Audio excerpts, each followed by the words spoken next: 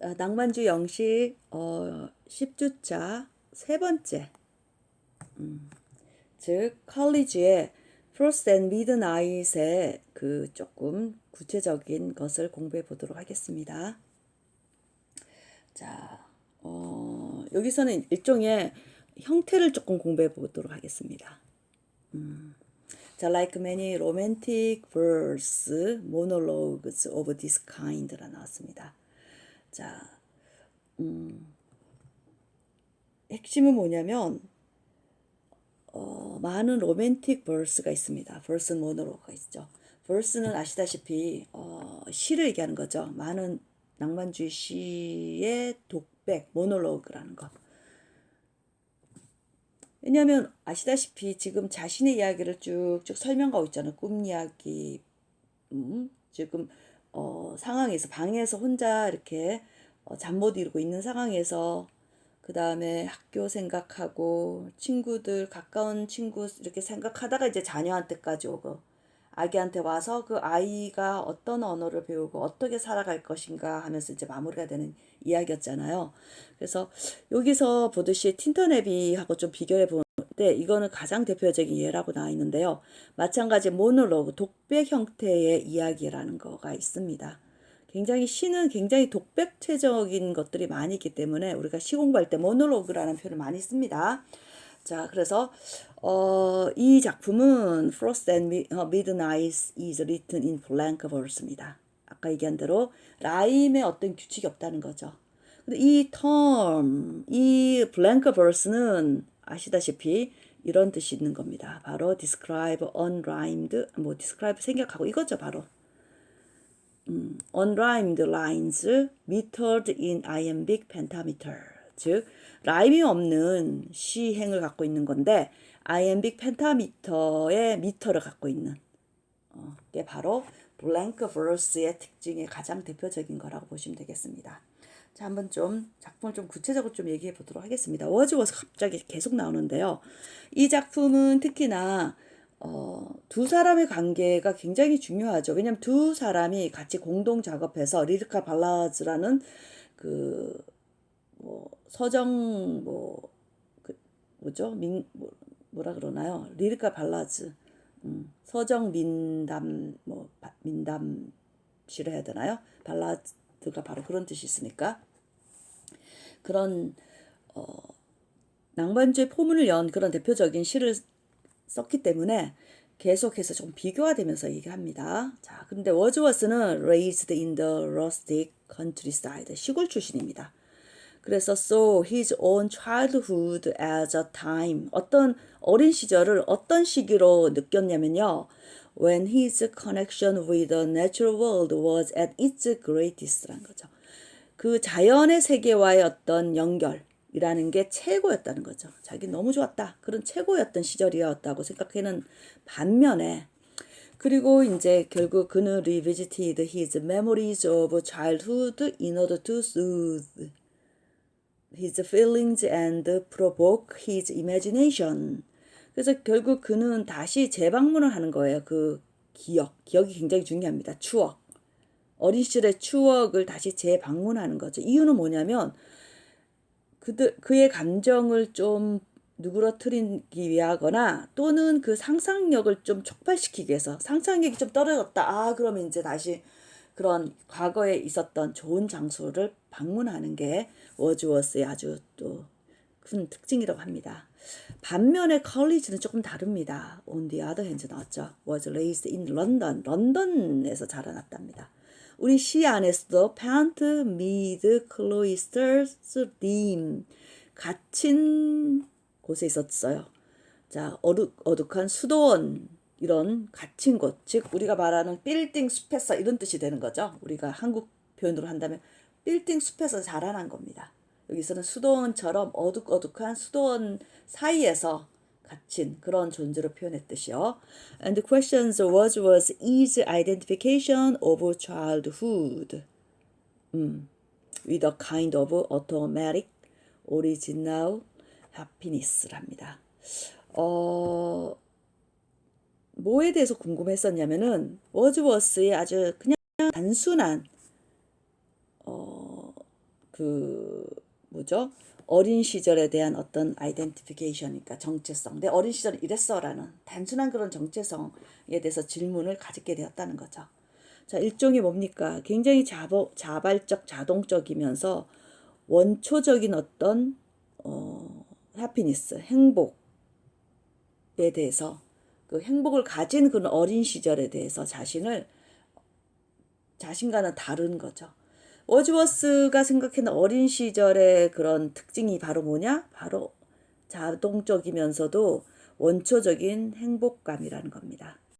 자, 대신에 in this poem, 이 시는요, he says that 뭐라 합니까? 어린이였을 때 he saw naughty, lovely, but the stars and sky. 즉, 본 게 하나도 없다. 뭐만 빼고. 별하고 하늘 빼고 뭐 별거 본 거 없다. 사랑스러운 거 본 거 없다라고 얘기했다는 겁니다. 반면에 아시다시피 워즈워스 같은 경우는 레인보우 아기 때 봤던 그 레인보우에 대한 감흥, daffodils 수선화 본 감흥 이런 것들에 대해서 되게 신기하다 느꼈던 것 같아요. 칼리지는요. seem to feel the lingering effect. 그러니까 뭔가 이렇게 lingering effect라는 게 뭐겠습니까? 빨리 오토매틱한 게 아니라 조금 지체하면서 이게 뭐지 하고 이런 느낌이 든다는 거죠. 이런 alienation, 소외되고 뭔가 이렇게 떨어져 있고 이런 느낌 속에서 lingering effect 같은 것을 느껴낸다고 본다고 합니다. 자, 이제 이번에는 central themes로 들어갑니다. 주된 주제가 뭘까? 이 작품에서 표현되고 있는 것들은 rely on a highly personal idiom. 예, 아주 개인적인 어떤 관용적인 거에 의존하고 있다고 합니다. 자, whereby the reader follow the natural progression of speaker's mind. 자, 어떤 개인적인 관용적인 거냐면 바로 우리 그 자연스럽게 이렇게 진행되고 있는 그 화자의 마음인 거죠. 그걸 우리가 독자들이 쫓아가줘야 된다라는 겁니다. 자, 그리고 여러분 아셔야 되는 게 굉장히 칼리지는요, 오피움이라 해서 앞편도 하고 그래서 굉장히 좀 몽롱하고, 이렇게 읽어봐서 알겠지만, 제가 이제 차근차근 했지만, 그냥 쭉 읽으면은 굉장히 좀 힘들어요. 칼리 작품을 좀 읽을 때 굉장히 힘듦을 많이 느낍니다. 이게 명료한 게 없어요. 아주 간단, 명료하고 심플한 게 없습니다. 간단, 명료, 심플한 것들은 워즈워스의 시편에서 많이 느껴내는데, 칼리지 시편은 뭔가 이렇게 정신이 이렇게 혼미한 느낌이 많이 들고, 꿈 이야기 진짜 많이 이러거든요. 자, 그래서 보겠습니다. As he sits up late one winter night, 이죠. 바로 겨울 밤, 늦은 겨울밤 그가 앉아 있습니다. 그리고 thinking, 생각하고 있습니다. His idle observation, 그의 느긋한 멍에서 뭘 보고 있는 거 졸리는 것 같은데 자지도 않으면서 멍 때리면서 그 불을 바라본 thin 아주 blue flame이라서 얇은 가느다란 푸른 빛을 바라보는 거죠. Give the reader quick impression of the scene. 예, 아주 빠른 어떤 아주 impression을 주는 거죠. 자, from the silent ministry of the frost. 어디서부터 들어옵니까? 조용한 업무를 보고 있는 프로스트에서부터 어디까지 갑니까? To the cry of owl. 올빼미의 울음소리까지 가버리는 그런 거라고 보시면 될 겁니다. 그리고 어디까지 갑니까? 결국은 또 sleeping child까지 갑니다. College use language that indicate the immediacy. 너무 중요하죠. immediacy. immediacy는 즉각성, 현장성. 제가 얘기했잖아요. 시인데도 현재형을 그대로 씁니다. immediacy. 굉장히 중요한 거죠. 여기서는. 그의 언어는 뭘 표현하는데 언어를 사용하고 있냐면 immediacy입니다. of the scene. 뭐 하려고요? draw in the reader. 독자를 막 빨아당기기 위해서, 독자를 막 집중시키기 위해서 그 장면에 즉각성, 그 장면의 현장성을 표현하기 위한 그런 언어를 사용하고 있다고 보시면 될 것 같습니다. 자, 그 다음 the objects surrounding the speaker, 그 주변에 있는 그 사물들은 become metaphor가 됩니다. metaphors for the work of the mind. 마음의 어떤 마음이 작동하는, 마음의 작동을 위한 메타포가 되어 준다고 생각하고, 또 다른 말로 imagination, 상상을 위한 메타포가 되어 준다고 생각하시면 됩니다. 그래서 fluttering film on the fire gate plunge him into the recollection of his childhood죠. 자, 그래서 펄럭펄럭거리는 그 필름, 그 유일하게 모션이 있었던 그 펄럭거리는 플라터링, 발음 비슷하네요. 펄럭거리는 그 필름이, 얇은 막이 결국 어린 시절의 추억으로 돌려버릴 수밖에 없는 거죠. His memory of feeling trapped in the schoolhouse naturally brings him back into his immediate surroundings with a surge of love and sympathy for his son. 예. 결국 이게 이제 진행이 어디로 차일드로 갑니다.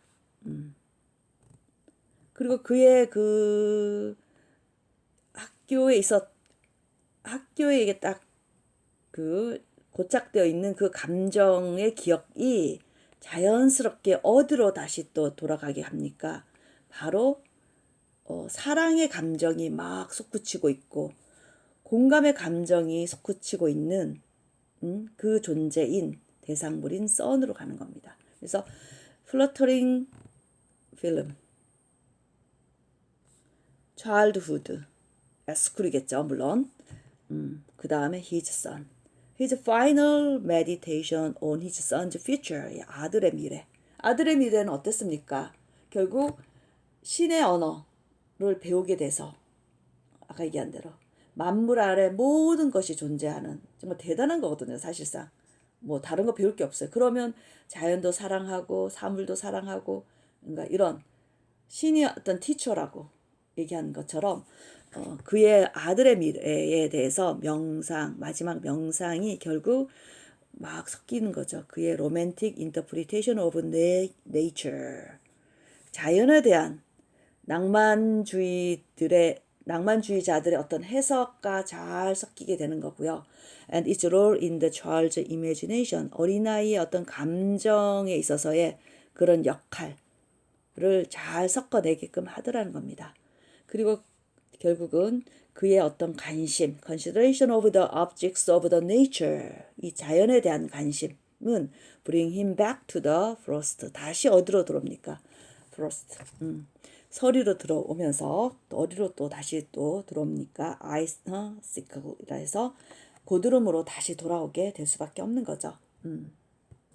이게 forming and shining in silence, 그리고 아주 뭐라 그러죠? 고요함 속에 형성되면서 반짝반짝거리고 있습니다. Mirror, the silent way, 아주 고요한 방식으로 반사시키고 있습니다.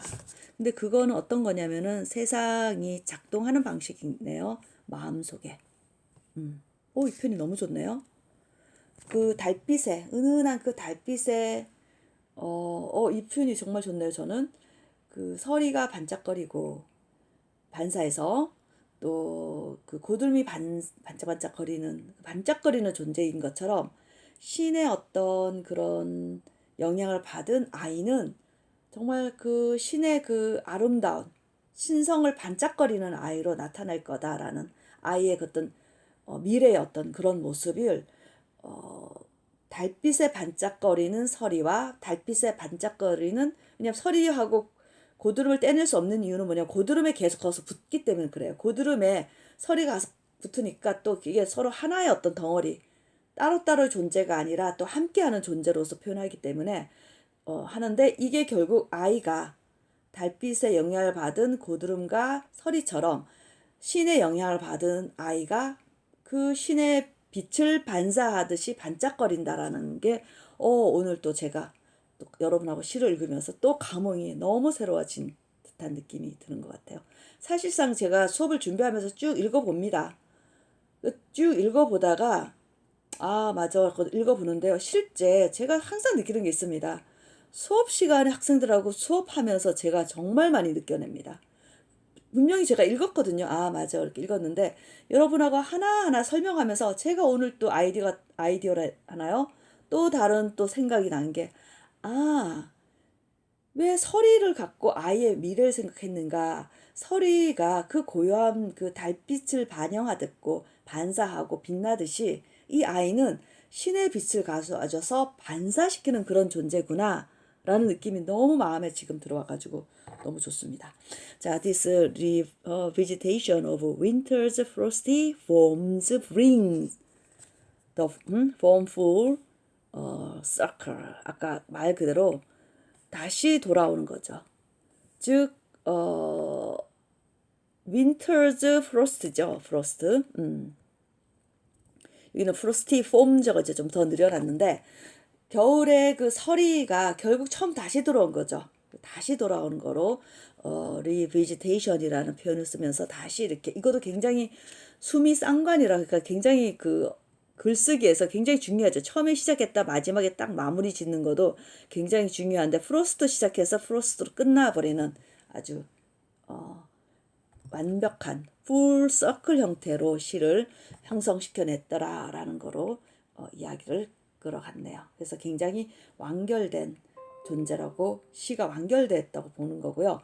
다음 시간은 우리가 쿠블라 칸이라는 작품을 공부할 때인데 이거는 쓰다가 많은 시입니다, 사실은. 그리고 많은 시들이요.